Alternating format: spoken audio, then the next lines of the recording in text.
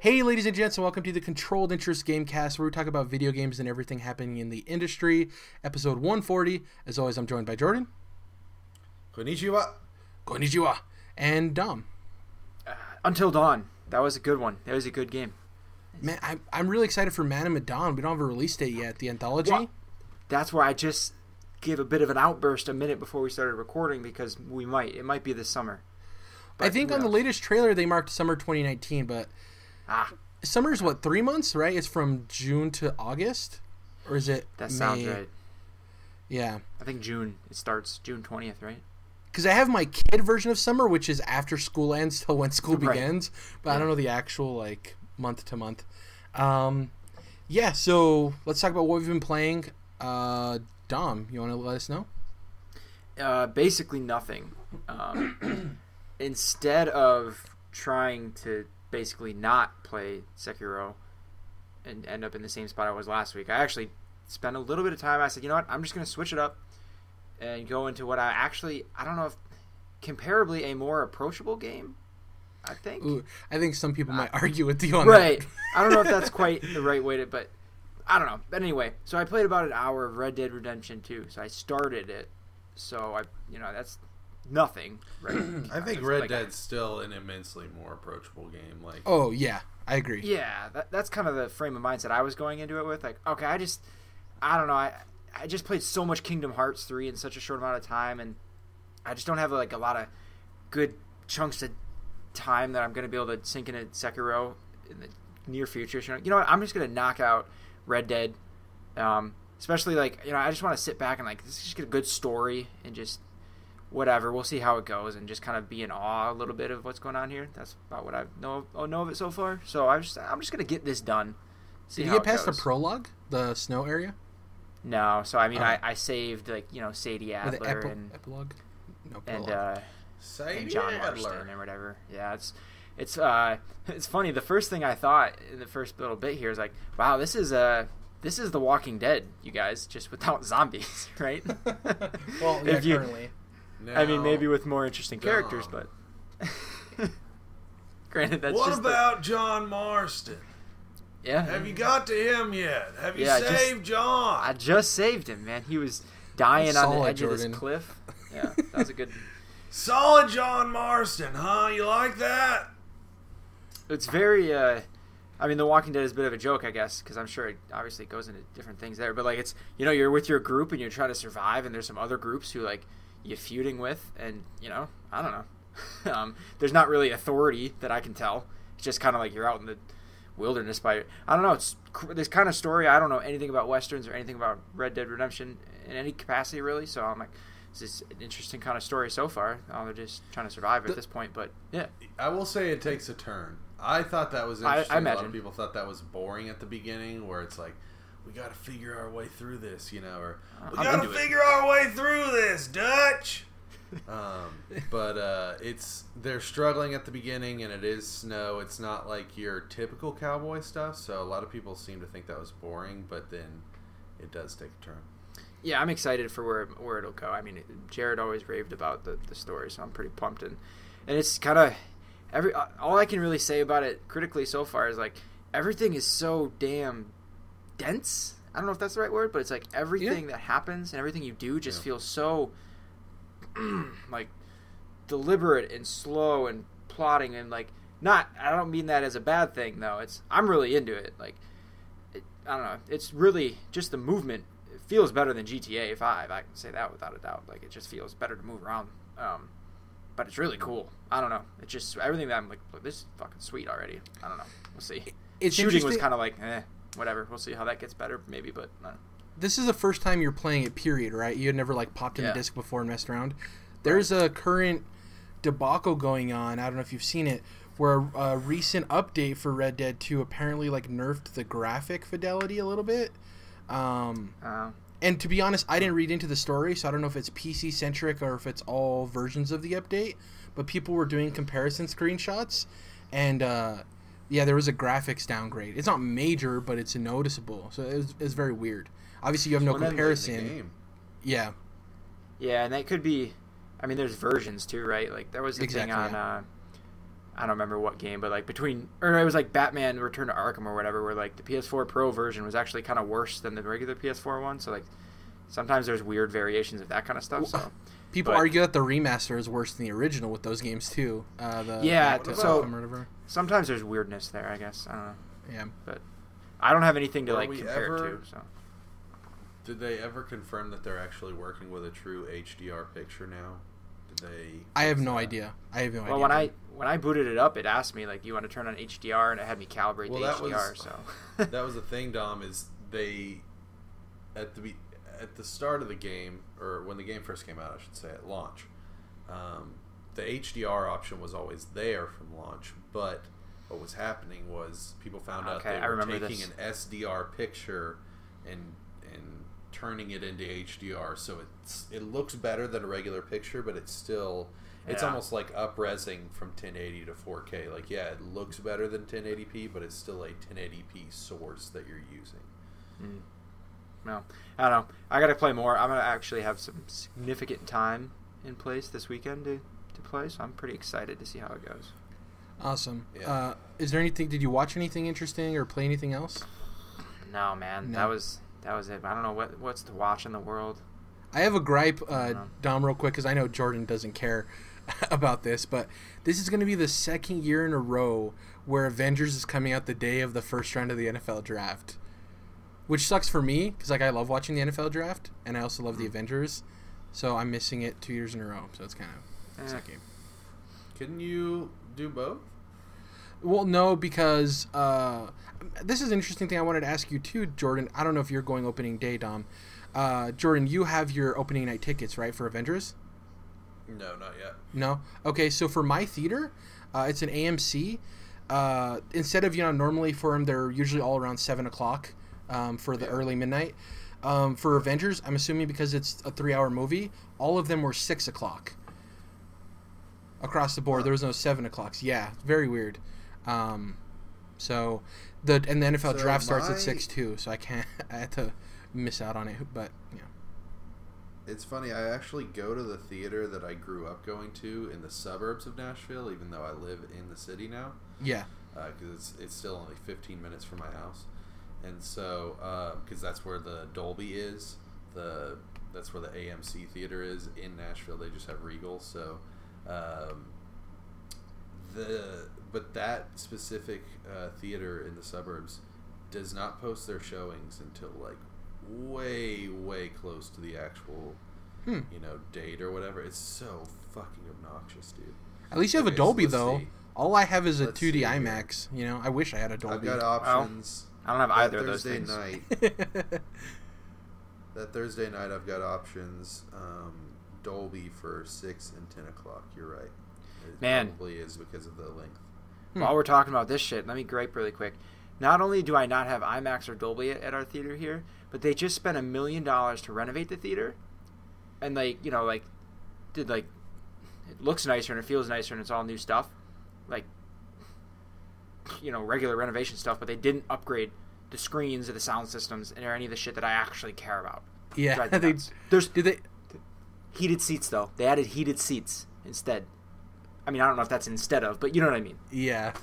The theater looks like priorities. It looks like they might be doing a double feature, dude, with Infinity War. Ooh. Also. That's tempting. Cool. Which I did that for Incredibles. That was actually pretty cool. That sounds sweet. Yeah, sorry to go off on that tangent. Anyways. Yeah, Jordan, you said you played quite a bit, so hit us up with all of that goodness. Yeah, so I did play Sekiro. And it's one of those things, man, where stick with me. This is not going to be like a Jordan thing like you think it's going to be. I'm going to get there with this game, but it's taking me even longer than Bloodborne. And Bloodborne took me a second to learn, and it clicked once it did. And this is clicking, but it's over a longer period of time, and it is, like I said, taking me a little bit longer to kind of get the hang of, I guess is the best way to put it. And I really haven't progressed. I'm just trying to get a grip on the game. I'm still not there with the deflection and the parry system. And to be honest, I've just been thinking a lot recently about controller input lag and also lag, between my whatever system I'm playing on and my television. It's not something that I think I'm ever gonna really try to like nail down until I have a bunch of extra money to spend on it. But I've talked plenty about sync issues on my Joy-Cons with my Nintendo Switch, which is an absolute issue. Like, you can just tell when you're playing Mario Kart and your left stick, analog stick, stops working to control your character. It's pretty obvious. But with this, it's just such a pinpoint, precise, major aspect mechanically of the game with the parry system. And so I'm still trying to get that down, and I'm not blaming any issues on input lag, but it's just something that I've been more conscious of thinking about because it's hard for me to get that timing down so far. The tough thing about that too is like it's not even necessarily always you spend more money on a better TV or whatever that it's better. Like a lot of times it's the opposite. Like you get a better TV, it has like more of those weird features that slows it down. Now, if you go like gaming monitor type deal, if you spend a lot, it'd probably be the best option. Right. I almost didn't even try to go into it because it is such a complicated, it gets tricky, minutia type issue. Really nitty gritty stuff there. But yeah, like I said, when you're playing games like this, it does make you think about it sometimes. Imagine with the streaming too that we're eventually going to have to be using, but that's what I was also about to say, or just that with the streaming conversation obviously coming about with both Microsoft and Google jumping in the game, input lag has certainly been part of that conversation. So that's another reason why it's been on my mind, and so. It's weird how I think, Sekiro is showing me that I'm probably just unfortunately used to it in other games, which is not good. It sucks. Ooh, good point. Yeah. That I'm just like not even able to notice it because I hate when I like realize I'm doing something like that with my audio video setup where it's like, oh shit, I thought I was watching in 4K, but really I was using HDMI that could only go up to 1080p or something like that. It's like fucking dumb idiot. But I did that too. I went through that with 720 to 1080. It was like, oh man, right? You're like, dude, I'm watching the best shit. And it's like, well, YouTube's like not even running at 1080 right now. But anyways, it keeps you honest with yourself though about like right how much it really matters or whatever. I mean, right, exactly. So how much of it is in your head? Yeah, and that's the best point, Dom, is sometimes I just have to kind of like sit myself down and be honest and be like, look, I don't have the time or money to really, like I said, nail this down. And yeah, to be honest with myself, it hasn't mattered that much. Just like certain things I want the best, I want to get better, I want to get the upgraded version, right? And some things really fucking are good enough. It's like sometimes you want to have the name brand food, and sometimes the store brand really is good enough, So, I've just been thinking about that with Sekiro. But anyways, kind of a tangent there, but nonetheless important. Like I said, even with the streaming conversations we've been having. So not a whole lot of progress in Sekiro, but I've been playing a lot on my Switch. Talking to you guys about how I've been thinking more and more about a possible Pro model and how cool that would be. But been playing plenty of Final Fantasy VII and trying to catch back up to where I was on the PS4 version, which is going pretty quickly because I'm obviously just kind of like having something on my TV in the background, and but at the same time I'm using the ×3 speed, which is a plus of playing these older games on modern consoles. One of the pluses, at least.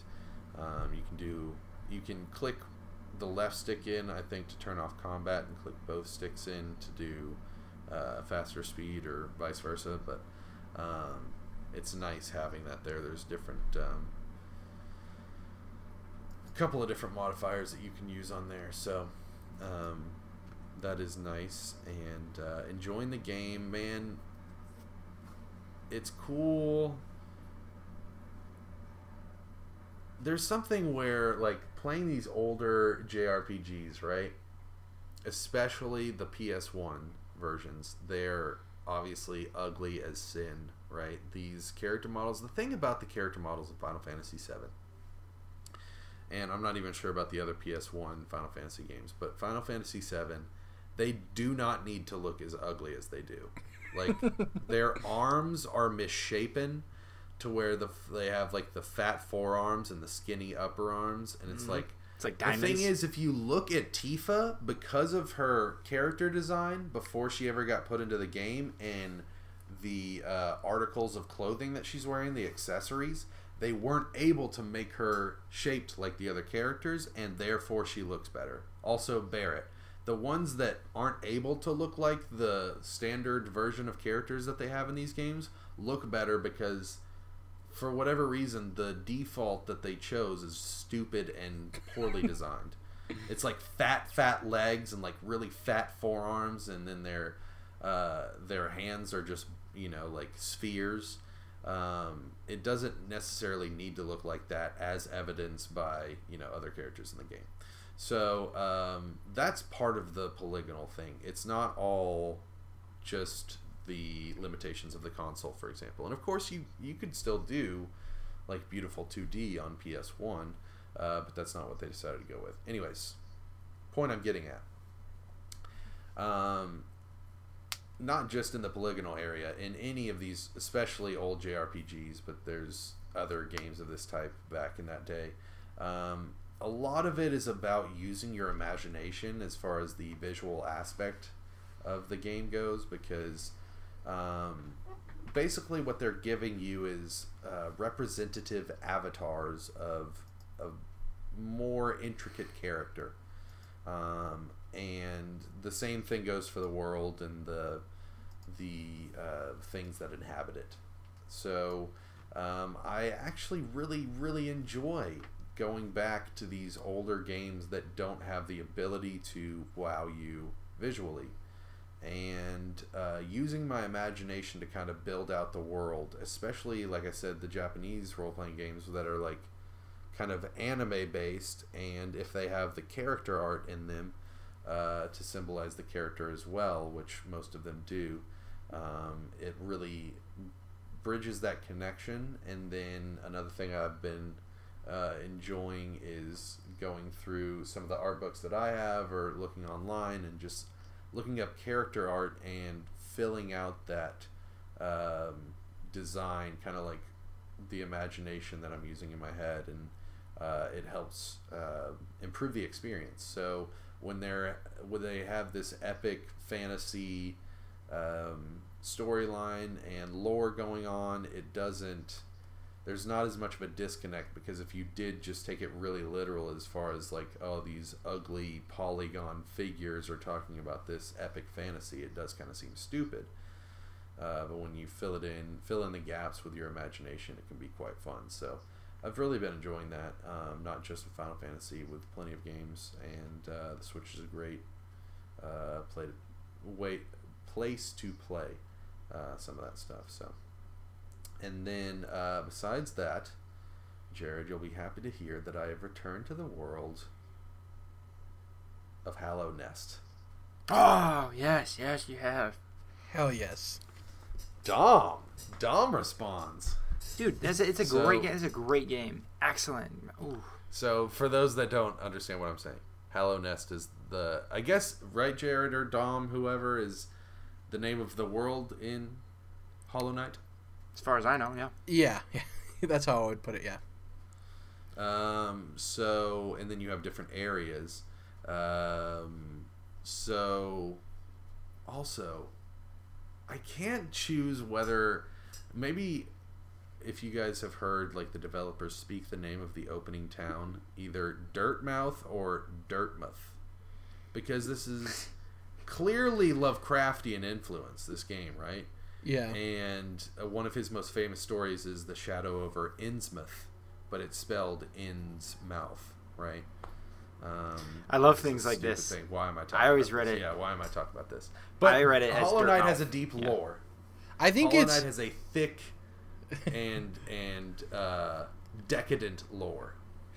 I think it's both, Jordan. I think it's probably a nod, right? But I do think because it's like a bug type world, it's like, oh, it's a dirt mouth, you know? Yeah. Well, and it's also like this game is hard as nails, so you get like kicked down in the dirt a lot. Yeah. I really think of it that way. Like, yeah, you're gonna get knocked on your ass and have a mouthful of dirt a lot. Kind of like Dark Souls saying "prepare to die" type of thing. So, anyways, I returned to Hollow Knight because it's a game that I wanted to get back to. I never wanted to stop playing on Switch. I have really enjoyed. But I will say this. Once I got the dash mechanic after beating Hornet, who is the star of the upcoming Hollow Knight Silksong sequel, that opens up the game a lot and fully completes the circle of it being the 2D Bloodborne clone that we all wanted and deserved. Because it's already got like the lore and vibe and sound and feel of Bloodborne, and now you have the dash. It's like, it's so perfect, dude. And it's one of those things, I don't think it's as severe as Sunset Overdrive, where the fact that you have to wait multiple hours to get the dash in that game is legitimately almost like, not game breaking, but it severely hurts the game in the fact that there's probably tons of people that put that game down before they ever get the dash and would most likely not have done that if the dash had been there from the start, right? I don't think it's as severe as that. I get why they didn't want you to do that. There's certain areas that you can't access until you get the dash, things like that. But it does open up not only the combat, but the world and just the feel of the game so much that I wonder if they couldn't have included it maybe a little bit earlier, because you don't get it until the second area, right? Hornet's in the second area, which is the jungly, like green area. Yeah, I keep forgetting what it's called. They do have, like, everything is memorable in Hollow Knight. I just can't remember what it's called because it has such an intricate name. You know what I mean? I don't remember it either.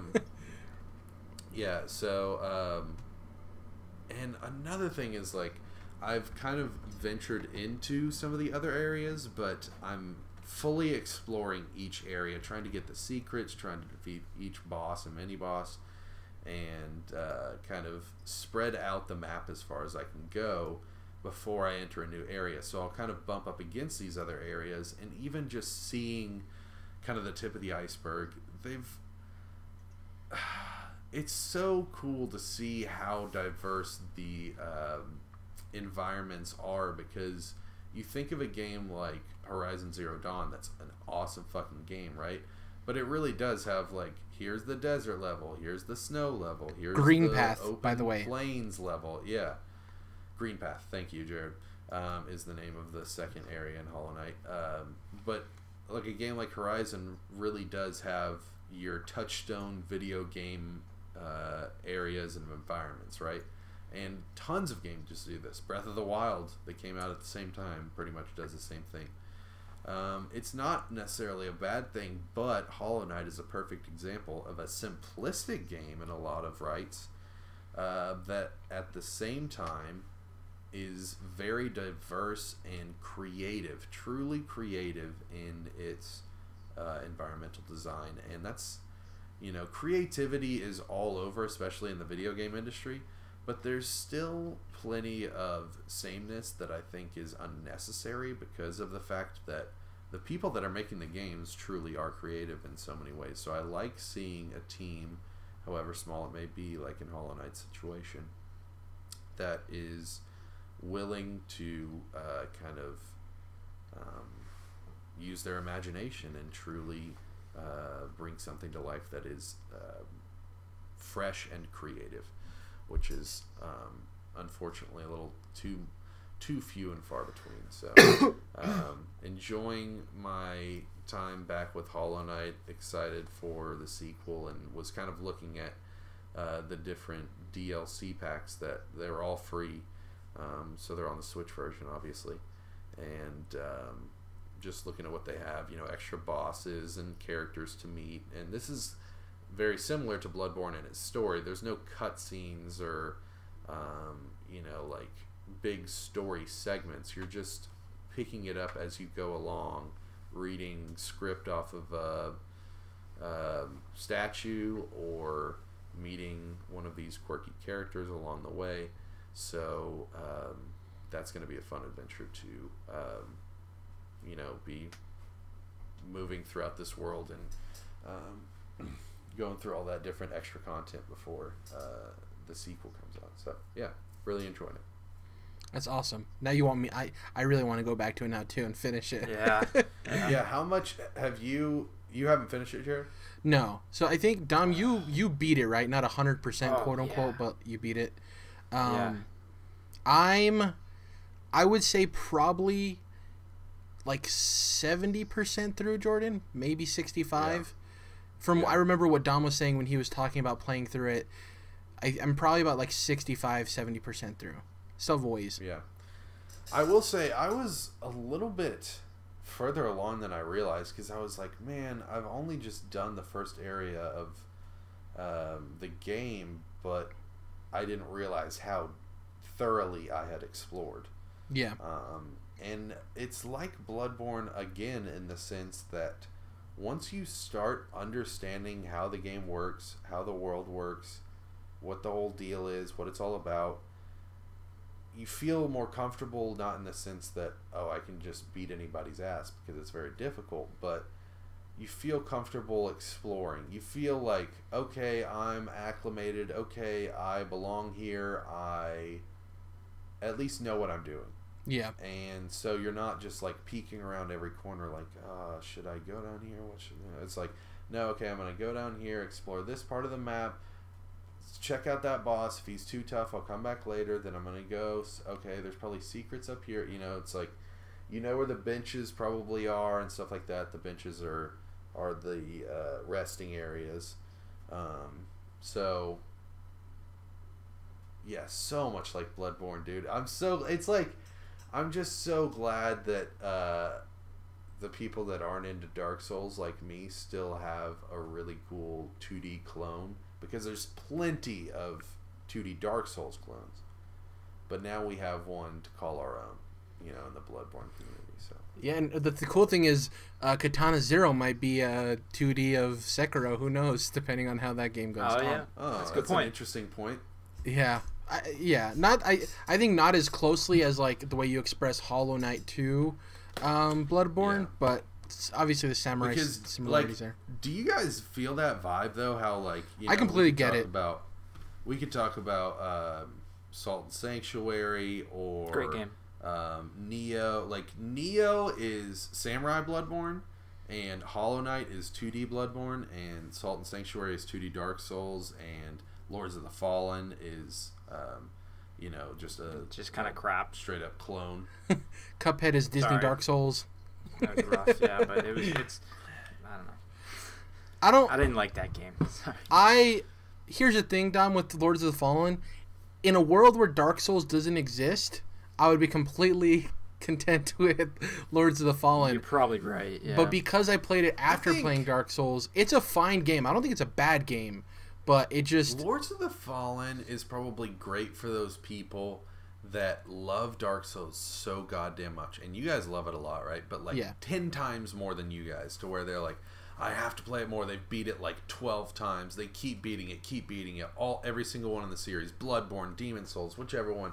They're playing the clones, and it's like, you know what? This is not nearly as good as that game that I'm fucking obsessed with. But while I'm waiting on the sequel, waiting on Sekiro, their next game, whatever, people probably dig that shit. It's probably like really nice to have those. It's like to get your fix, while you're waiting on that next one. And I think I think the people who like really just love Souls, right? I think completely. The Surge. But the people who are like the elitists, they're not touching that. They'll play Dark Souls 50 million times. You know, the gatekeeper elitist guys that are not even planning on even trying it. Gatekeeper elitists. Yeah. That sounds like something in Dark Souls. The gatekeeper elitist. Yeah.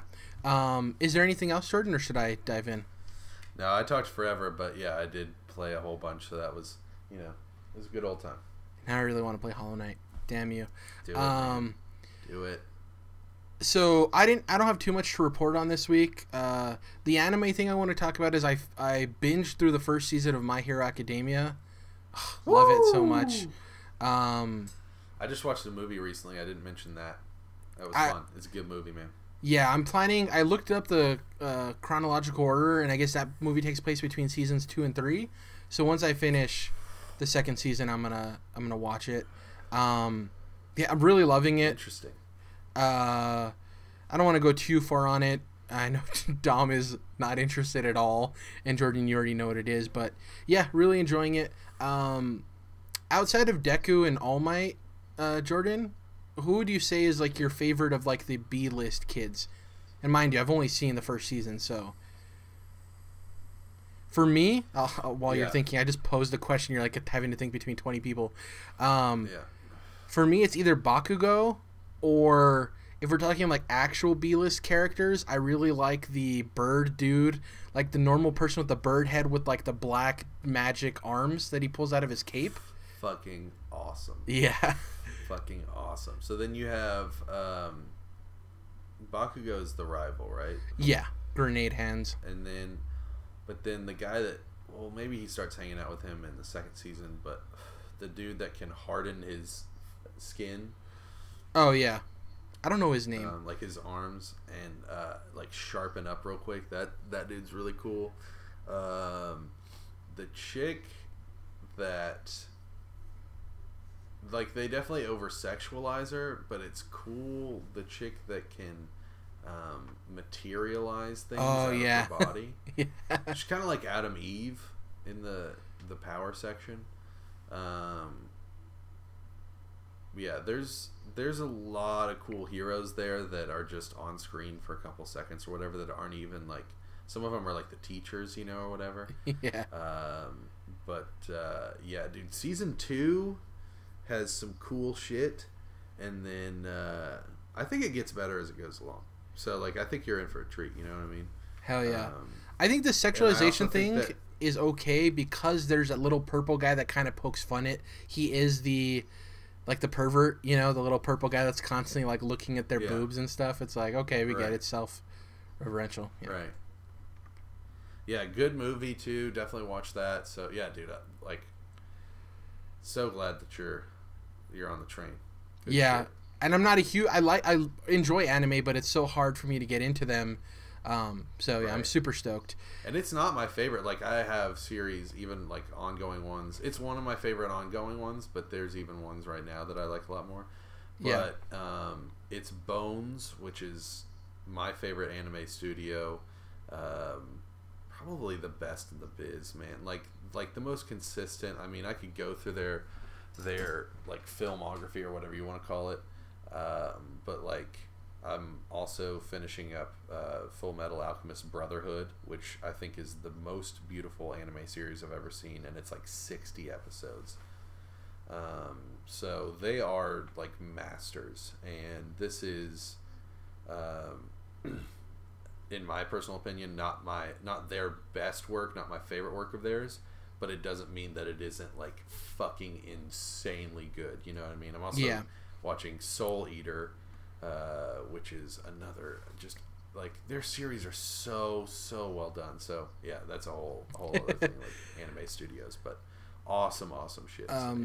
So I played a lot of Apex Legends. One of the cool things that happened is me and my friends won 5 games in a row, which we were actually really surprised by.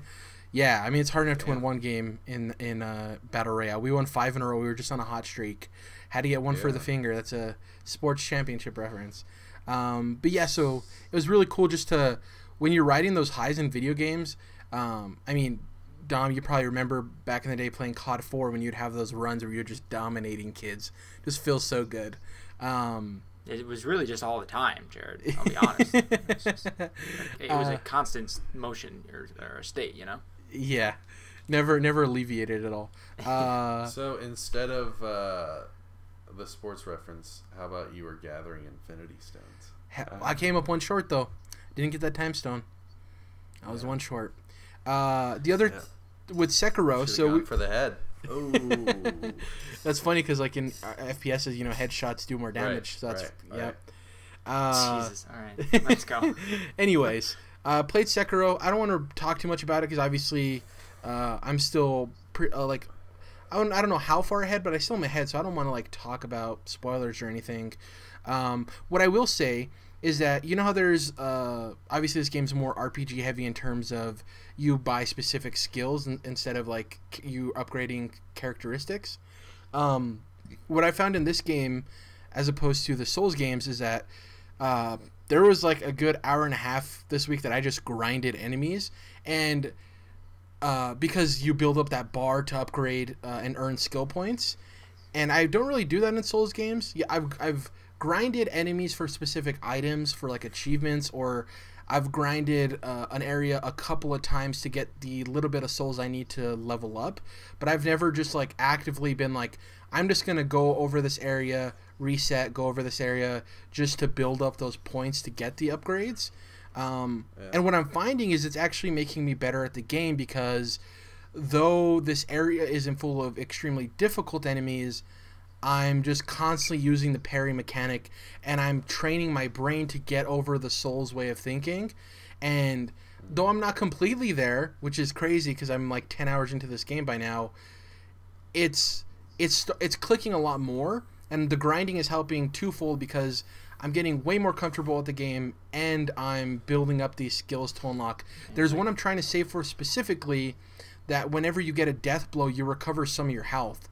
And because I was looking through them, I was like, which one of these can help me currently? Like, I don't need all of them, obviously. It's a little overkill. But which ones will be most beneficial? And that one's super beneficial because often in the game, as we talked about, there's the mini bosses right before a boss or near a boss.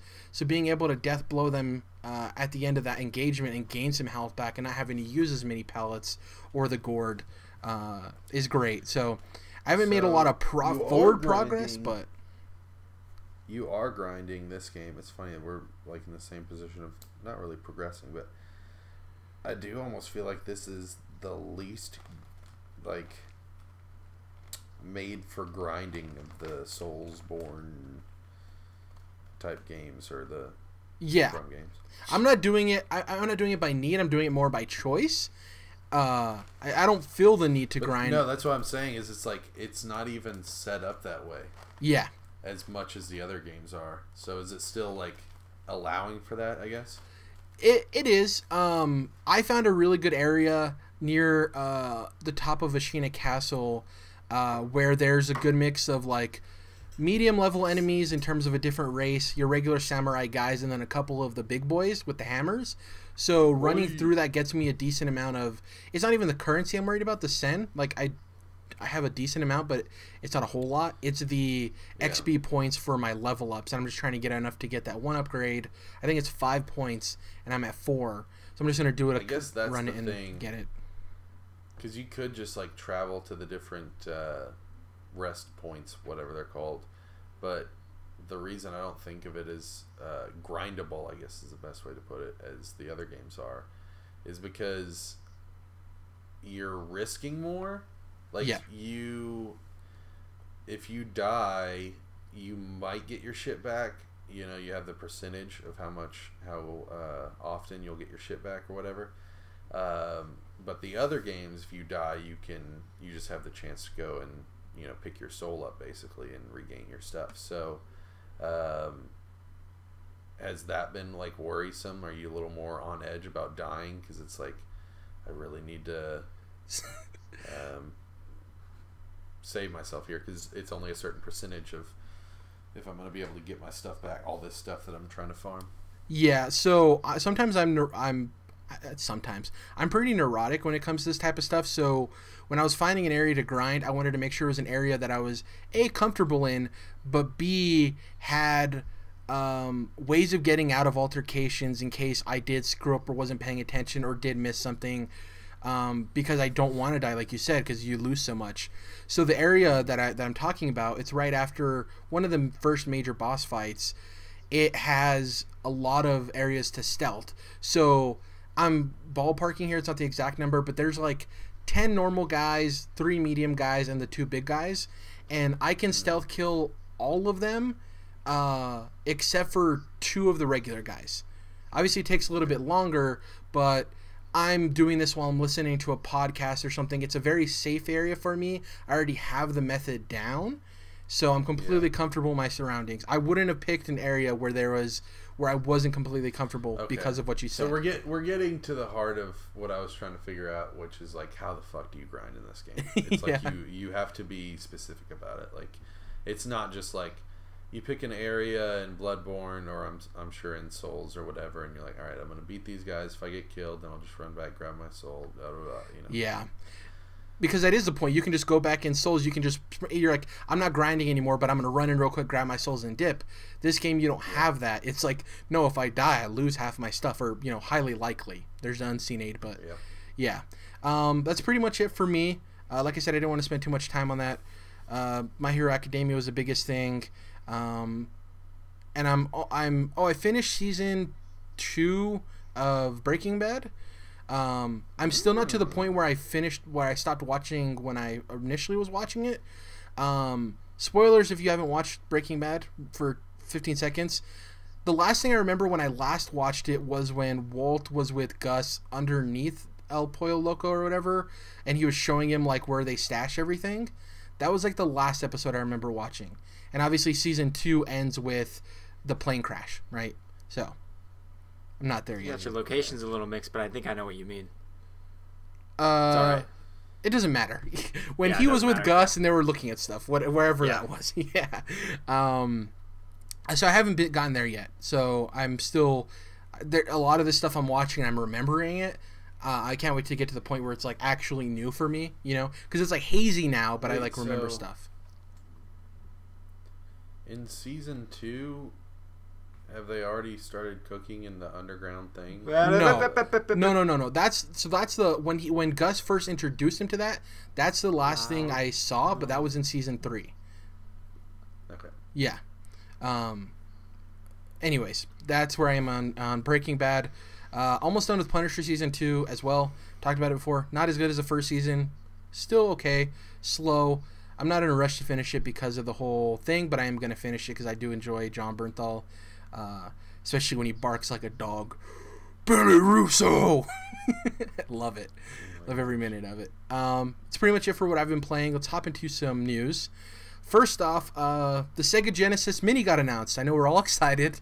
All can't wait to get this product. All jokes aside, it's coming out September 19th this year for $80. So it's coming in cheaper than the PlayStation Classic, but more expensive than the NES Classic, right? Because the NES was $60. It's going to have 40 games. They've only announced 10 of them.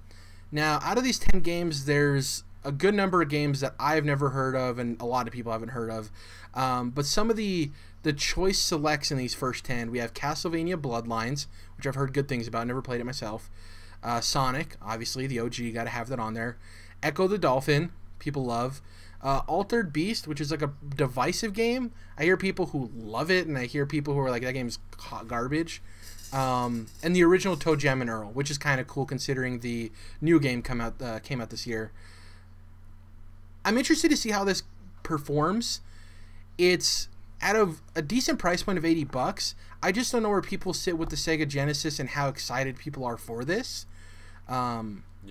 It's weird because like even the PlayStation Classic didn't perform, and that had games people absolutely adored, but the emulation was horrible and the price point wasn't great either, and that didn't succeed. So I wonder how this is going to fare. That's my biggest thing about these like classic mini consoles, whatever. It's just, how are they getting fucked up like this? How are they getting... One thing is, how do we not have a digital pack on the modern counterpart of the console.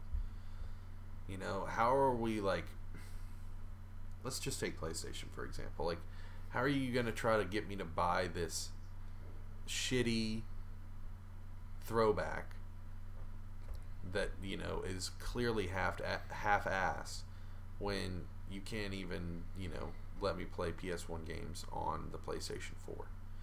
But Jordan, the nostalgia of having the little console in your house.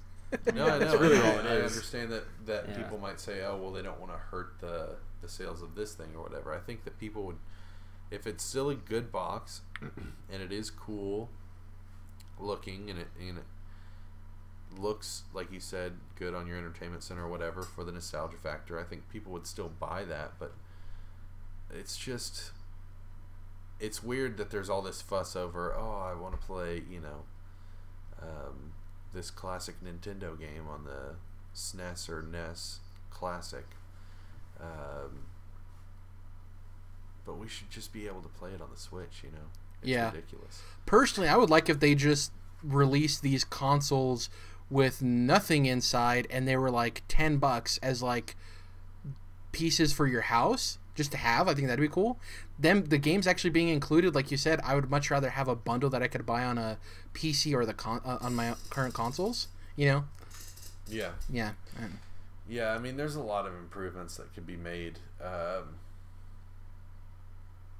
It'd be nice if they had a little bit of hard drive space and you could connect to the PlayStation Store, but you only access the PlayStation 1 games that are available.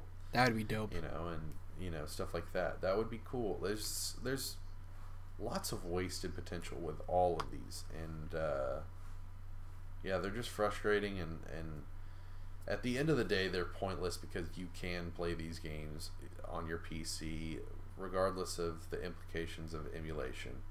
You know, if you have a legally ripped ROM, let's say, then you can easily do this on like a Raspberry Pi. That's basically all these are, is just like a Raspberry Pi in a fancy box, right? Yeah. So they're kind of senseless in that aspect. Next up on the news, this isn't a huge news story. I was wrong. I said when they did their awful event and they didn't showcase any date, I was like, oh, for sure it's coming out in 2020, Borderlands 3. They wouldn't have not included a date if they weren't planning on releasing it this year. Turns out that was their plan all along. It's coming out September 13th of this year. The date was leaked a couple of days before. It was leaked on April Fool's, so people weren't sure how to take the news. Yeah. Because of that holiday. Yeah. So interesting release date. We obviously don't know where everything else sits for the fall. September seems to be kind of safe, but if we remember in 2018, Tomb Raider came out in September, and I don't remember exactly what it was. Oh, it was next to Spider-Man and something else. So Borderlands 3 will sell. I don't think there's a fear of it not selling, but I'm interested to see what else surrounds it. Because there is the argument of, like, does Borderlands still have the cachet it does? You talked about when the game was announced, Jordan, that this game seems years late. So it's going to be very interesting to see how it plays out on the open market. There's a lot of discontent with it being exclusive to the Epic Game Store. That's a whole issue that people are having. It's going to be interesting to see how things play out when we get more release dates in the fall. Is this the day you kind of expected? Also, sorry, you can say whatever else. I thought no, you're good. I thought it was going to come out this fall, even though I think it would be enjoyed by lots of different kids of all ages during the summer. But still, I also think that it doesn't have Battle Royale. I think they should have a Battle Royale mode. You know, it's like it's almost like they don't want to be with the times. They're like, no, we're doing our thing. It's like, maybe you should get with the times, because there's just not. I know I'm gonna play Borderlands 3, maybe launch day, maybe not.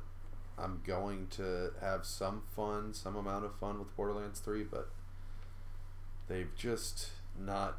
Wow, I think there's very few people that they've wowed. So that sucks. My friend who is, I've talked about him before, like the Borderlands guy that I know, talking to him, he says he's excited for the game, but you can tell it's one of those I'm just happy another Borderlands game exists kind of excited, you know? It's not like, oh, they're pushing Borderlands forward. That's where I'm at. Yeah. I'm just glad that it finally fucking exists. I expected about September or October, but I'm still flabbergasted that it's. I was 50-50 that Borderlands 3 was going to be on the Switch, but being that they're remastering Borderlands 1 and Borderlands 2 is all over the place as well. Why aren't those games on the Switch? I wish they would have sprung for that. I don't know. I think that's a missed opportunity. They should have done that. They had such a difficult time getting it on the Vita, which obviously the Switch is more powerful than Vita. Yeah. I think Switch could probably run Borderlands 1 fine, even though they're janky games even on the original consoles. Yeah. To an extent. And it might be able to run Borderlands 2 or the pre-sequel. But it's certainly not going to be able to run Borderlands 3. So you don't want to like give people blue balls maybe, but speaking of, I've thought about maybe hopping in for the Handsome Jack collection because I beat Borderlands 1 maybe a year or two ago when they originally talked about even starting Borderlands 3, and then got into the DLC packs, and some of them are like the main Borderlands games you can play by yourself, but it gets to the point in some of the DLC where it's like this is clearly meant for co-op. Kind of like Overcooked, just banging my head against brick wall. So I might go ahead and jump into the pre-sequel, and if I don't like the pre-sequel, I probably wouldn't stick with that and just go replay Borderlands 2. But I want to be more excited about it. You know, I love Borderlands, obviously. So the biggest thing is if it gets great reviews, then I think it won't matter as much because it's like, hey, we got a great Borderlands game out now. We're playing it, and we can move on from there. Hopefully, not to Battleborn 2. Yeah, I wonder if this is going to be one of those games that's cross-generational too. Like if we see it come over to next gen, you know, when those consoles release. I'm sure. Yeah. Funny enough, Borderlands 3 was part of the Walmart Canada leak that happened last year. We assumed Borderlands 3 was in development, but it was on that list of games, and the only game that hasn't been revealed or talked about at all is Splinter Cell. And that leak was huge. We have, you know, what I dubbed Walmart Canada leak part 2. It's not as valid, and it's not as, like, there's not as many games on it, but I still think it's interesting, and there is some weight to it. And Wario64 brought this to the attention of a lot of people, and basically what happened is a Best Buy employee shared images from their terminal of Switch SKUs for Persona 5 Switch, so obviously everyone lost their minds. Persona 5 coming to Switch, which is potentially possible considering Persona 5R, which is Royale or the Royal, which is PS4 exclusive but has bonus content, so it makes sense that maybe PlayStation would loosen their grip with their own version, their premium version. The second one that was revealed was Metroid Prime Trilogy. We've actually discussed there was a leak about how Metroid Prime Trilogy was supposed to come out earlier this year and debut at that first Direct, but because of the issues we heard about with Metroid Prime 4 and them having to switch development houses to Retro, that it kind of got shelved for the time being. So that one also is pretty valid. And the most surprising and shocking one at the end was A Link to the Past for Switch. So everyone's assuming this is a port of the 3DS port. And on top of this, multiple Best Buy employees around the country confirmed that these SKUs were also in their systems. So it does add some validity. Obviously, it's not concrete. I just want to talk about these supposed leaks. For me, I'm Persona 5 Switch. I might actually end up playing a Persona game, which is dope. Metroid Prime Trilogy, we talked about that none of us have played it, and it's a game that I'll probably purchase closer to the release of 4 to play through. And Link to the Past I've never played either, so that would definitely have my interest as well if it was true. So, you know, the most interesting part about all this I hadn't really considered just now until you started talking about Link to the Past, Jared. The fact that it was a SKU in Best Buy, that tells me it's not just, you know, a virtual console emulation or whatever, so it's not going to be part of their online service for yeah. certainly, and it won't even be just you can buy it digitally only either, because I wouldn't think that would show up on Best Buy as a SKU either. So, I mean, this signals probably physical release, which is weird. I don't know. It just seems weird, and there wasn't any like remastered moniker or anything like that along with it. It just said a link to the past. I don't know. It's just fishy. I wonder. So the only mean. I don't know. Link's Awakening doesn't say remastered either. Obviously, different game. True. But, yeah. Good point. Yeah. Yeah. I don't know. That's a 3DS game, right? I'm pretty sure that wasn't it on 3DS. Well, obviously it wasn't originally, but the not a port. It was ported, emulated. right? Emulated. Okay. Yeah. So Okay. not really a port, but yeah. So to me, this says more than anything remake. In the ways of Link's Awakening more than anything. Based on that. I don't know. Seems crazy. So why not? To talk about Persona, Jared. So Persona 5 Royal, let's call it, right? 5S seems to be golden, right? Where it's got the new female character, and I'm sure it'll have other little bells and whistles, right? For PS4. Do you think we're getting Persona 5 on Switch? I'm convinced at this point. For the sake of argument, let's say that's true. Are we getting like the Royal version, you think, on Switch? Do you think we're getting that extra character, or is it just going to be... Not a chance. I think the deal that Atlas probably struck with PlayStation is that they would get the R version, and it would release maybe not the same time, but around the same calendar year as the Switch version, because Atlas and PlayStation are really close, and I think PlayStation kind of had a stranglehold on Persona, and it has for a long time. And I think they were like... Well, there's actually a lot of Persona games on Nintendo, too. Yeah, I'm not saying... Sorry. The way I worded that seemed like they were only in partnership with Sony and not Nintendo.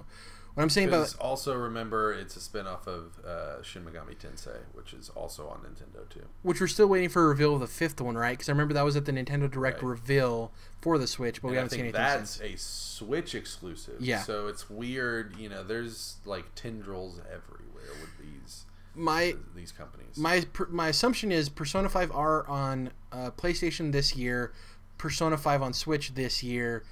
Next year, probably at the beginning of the year, Persona 5 R coming to Switch gives them a second income of revenue. Like a DLC upgrade or whatever. Yeah. So you guys, do we know if there's a type of exclusivity deal for Persona with Sony, or is it simply Atlas just doesn't want to spend the money to put something out in a region where it's not going to sell, or on a platform where it's not going to sell anyway, right? We don't know. I mean, there's more Switches in Japan than there are PS4s, so if they wanted to make more money, it would be on the Switch, right? So that makes sense. Obviously, you got to remind yourself that Persona 5 is originally developed as a PS3 game, upgraded to PS4. So this is kind of an old-ass game when you really think about it. That's why it's going to be able to run on the Switch in the first place. So... this game, the Switch was not even known to Atlas when they're developing Persona 5, for example, is what I'm saying. But, yeah, I don't think it's out of the question for them to jump over to Switch as far as exclusivity goes. The Persona games are mainline PlayStation games, but then spin-offs are a lot on Switch. Kind of like Kingdom Hearts, actually.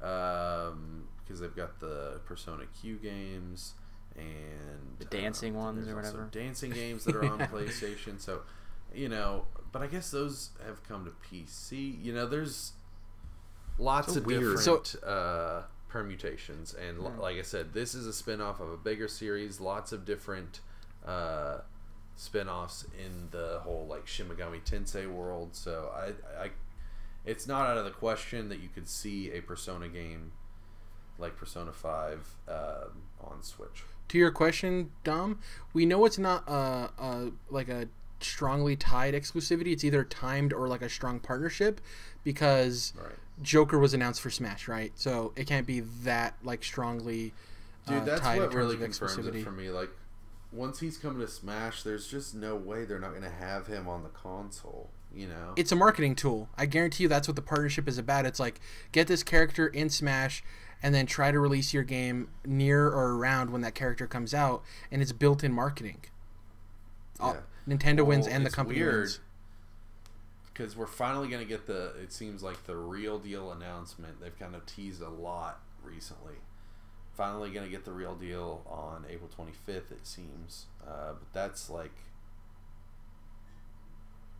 the character's coming out on Smash this month, right? Yeah, we don't know when. They just said April. So we're assuming, 25th. So I would say the soonest we actually get to play Persona 5 on Switch would probably be like July, I think. July, August. That makes sense.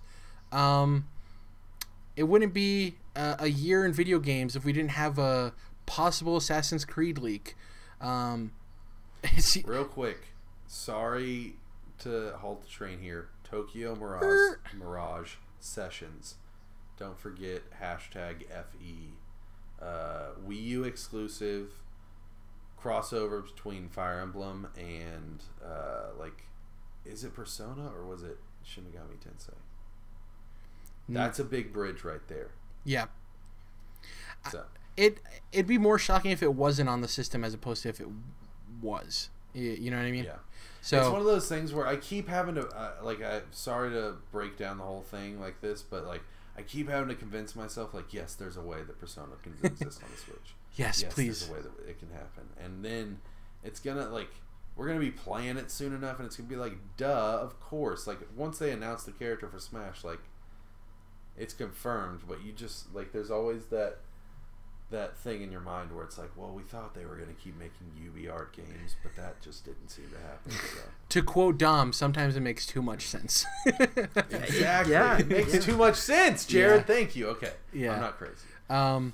But so we've talked about, funny enough, our podcast started talking about The Division, and there's something tied to Assassin's Creed in Division 2.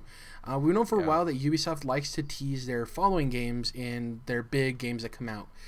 They kind of do it Pixar style. Pixar teases characters in their upcoming movie in the most recently released one. We saw in... Well, but they might also be like connecting the universe. There's a weird thing with like possible Pixar connected. Yeah, that's separate. I'm not talking necessarily about that. Just the teases. Oh man, that seems wild. For instance, Incredibles 2 has the Duke Kaboom character that Keanu Reeves is going to be voicing in Toy Story 4, which is really cool.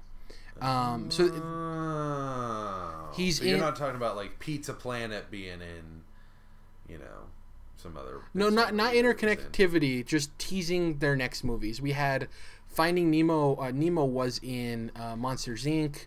There's a lot of them. Yeah. I even forgot Totoro, which is not the same thing, but Totoro was in Toy Story 3. I completely forgot about that. Which isn't the same thing. I completely forgot. Looking that up. Yeah. So in Division 2, a user found a poster. Obviously, they create a lot of assets for these games for fictional events taking place in the world. And one of these posters said Valhalla, and it was an event happening at the JFK Center in Washington, D.C. And it had a globe in the middle. People are like, oh, this is just some dumb event that they made up for the game, whatever. It turns out when you zoom in on that globe, it's the Apple of Eden from the Assassin's Creed series, the object. Totoro and Toy Story. You didn't know that? It's clearly... No, it's just like, that's clearly a Japanese toy. Oh, yeah. Among American toys. Like, so funny. It's like, it looks like a meme, even though it's just like a real part of the movie. Somebody like photoshopped it in, yeah. So the Apple of Eden object is obviously huge in AC lore. Kind of what interconnects most of the games, if not all of them. So following up on this, people are like, oh, does this mean like an Assassin's Creed game taking place in Norse mythology or in Norway or, somewhere in Europe? And so following this up, there was AC concept art that was found, because the moment people found this, they're like, let's look through the entire internet for anything connecting Norse mythology to Assassin's Creed. And they ended up finding this professional concept art, and that's one I want to specify, because there's plenty of people who do fan art. This isn't fan art. This is concept art. This is the type of art that people get hired to do for games, movies, anytime entertainment. Not saying that it's always hired on concept art. People can do it for their own portfolio. So this could not be like real, but it is concept art. It's like professional grade concept art, and it features assassins fighting Vikings, and it's obviously in Norse scenery.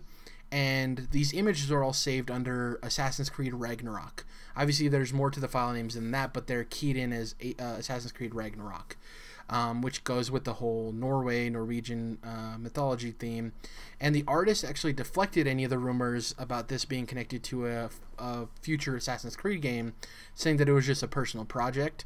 Because obviously, if it is real and he wasn't supposed to post these yet, he could be in trouble. If they are fake, he definitely wants to let people know that they are fake. Thor Ragnarok makes sense, right? Yeah. Makes a lot of sense. But there are more than 2 subtitles for Norse. Than Valhalla and Ragnarok. Valhalla and Ragnarok. There are more than 2 subtitles. There are so many cool words, right? Like Elysian Fields, things like that. It's just like there's so many cool words that you could be using, like, that aren't Valhalla and Ragnarok, which seems like the only thing that you could possibly come up with. The only from a marketing standpoint, they're like, well, because of Thor Ragnarok, like it's in the general consensus zeitgeist of like when they know that means Norse mythology, right? So I think it's just like kind of capturing the level of interest through that word. I agree with you, they could use other words, but it's funny, will we get an Assassin's Creed Ragnarok before God of War Ragnarok, you know? Or will we? We don't know. Exactly, we don't know. To finish this up, Ubisoft has a history of teasing their next game. I already went through this with the Pixar movies. The last part of evidence, because people go crazy with this stuff, is that people went to LinkedIn and started looking at when projects were ending and starting for people, and when Division 2 was in development and all of this stuff. And it turns out that around the time that Division 2 was finishing was when Ubisoft Montreal's pre-production was starting. They're obviously one of the main, if not the main, Assassin's Creed studio. So it does line up that their game could be teased in Division 2 if that was the case. Obviously, we don't know if these rumors are correct. I kind of just wanted to talk about, not for too long, does Norse mythology, is it excite us for an Assassin's Creed kind of setting and theme? Are we? Yes. Yes, very much. Listen, Odyssey was an awesome game. I can't wait to play Assassin's Creed Ragnarok via Google Stadia. Good night. God. Jesus Oh God. Christ. So here's the thing. I'm just gonna put Japan. I'm gonna put Japan in a drawer. Assassin's Creed Japan in a drawer. Oh yeah. Okay? Yeah. And I'm just gonna let it lie. And then whenever it gets announced, because I always get excited, like, oh, there might be a little leak here. Here's some concept footage. Like, there's plenty of concept art of, AC Japan. So it's like, people are always getting me excited about that. Oh, there was a little lore in the last game if you do this side quest. Like, I just need to put that away. And once it's officially announced, then I'll get excited. But yep, this seems about right. I'm sure we'll have Assassin's Creed Ragnarok or Valhalla, one of the two, coming soon. So, I'm putting that dream of feudal Japan, Assassin's Creed in the drawer too.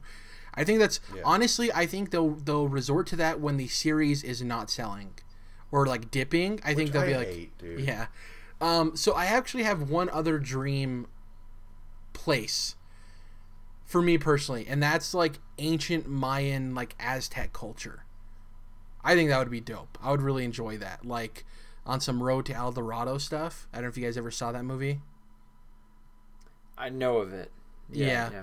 I would love like a very jungly, very green like place to be an assassin.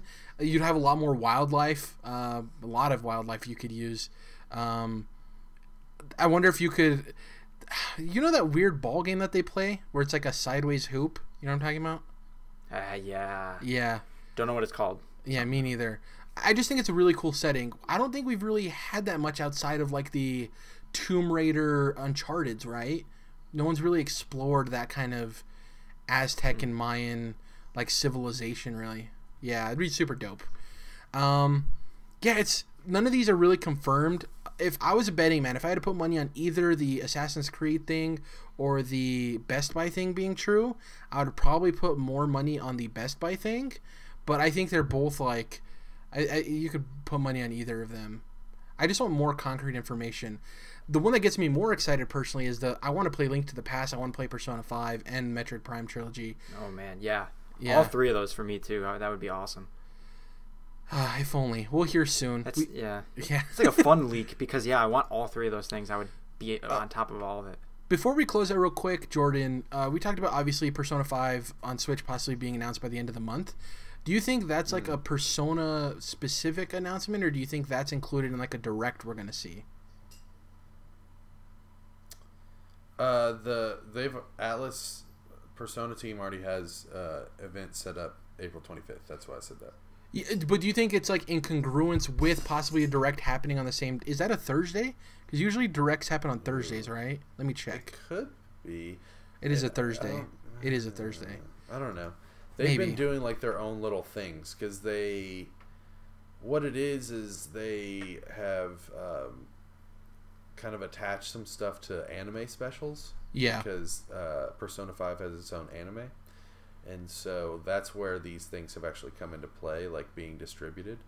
The only reason I'm asking, Jordan, is not necessarily Persona 5 on Switch being announced at the Direct. That'll be the Persona thing. But like maybe they have the Direct where they talk about Joker and Smash, right? Like they unveil him and his moves. Because yeah. Definitely. Going to be interesting month, busy month. We got Game of Thrones coming up, which I can't wait for. Dodging spoilers left and right. Endgame. Oh, by the way, the big battle or whatever. Actually, I'm not going to say anything because I don't consider it a spoiler, but I don't want to ruin it. It's just when it takes place in terms of real world dates, like what episode number it is. Do you guys consider that a spoiler for yourselves? Yeah, I don't want to know. Yeah, exactly. So I wanted to hold off. I think that's good of you to hold back. I didn't want to know. It's not like I pursued this information, but I just wanted to make sure that I didn't accidentally spoil something that you felt was a spoiler. Anyways, that's been it for episode 140. Good episode. All of us are diving deep into games. Very interesting. Good episode. You guys could do a little bit better next time. Well, usually, I mean, the past couple of weeks, Dom and I have played more than you, Jordan, but I think you played more than both of us this week. So yeah, it seems to level out. I was on that. Walking Dead finished up. Yeah, I'll get back to it at some point, but you know how I feel about the fucking Toad. So yeah, Alpha Toad. So that's it for episode 140. If you guys can, please follow us on YouTube, search Controlled Interests, subscribe to us, leave us a like. The little bell notification, if you click on it, it lets you know when we upload videos. Sometimes YouTube subscription box is a little wonky. Doesn't always deliver subscriptions to people, so it helps if you're interested in getting our videos as soon as they go up. Speaking of that, if you also want to know when they go up, you can go to Twitter and follow us at CTRLINT. That's Controlled Interests abbreviated. I tweet out all of the videos as they go live. I try to tweet out some stuff that's like, jokey stuff depending on what the news and things like that. Kind of keep the account interesting so it's not just upload tweets. But even if you just want upload tweets, they're there as well. You can follow me personally at Jared_. You can follow Jordan at Malamotis, and you can follow Dom at Dom's Oreos. Also, we're on iTunes. We're on Google Play. Just follow us there. Leave us a review. Like I've said before, it helps with the algorithm. Even one review pushes us up the list to where more people can see our podcast. And it only takes them clicking it once to listen. And never do it again. I'm just kidding. But yeah, if you can, please leave a review. It definitely helps. And yeah, we'll catch you guys next week. Possibly with a guest. Possibly with me moving forward and beating some bosses in Sekiro. Possibly with me going back to Hollow Knight thanks to Jordan continuously talking about it and making me really want to go back and finish it. Possibly with me also doing a Arthur Morgan impersonation. We'll see. Possibly. Spoiler alert. Hey, Arthur! You getting back into Red Dead this week? Catch you guys next time. Bye.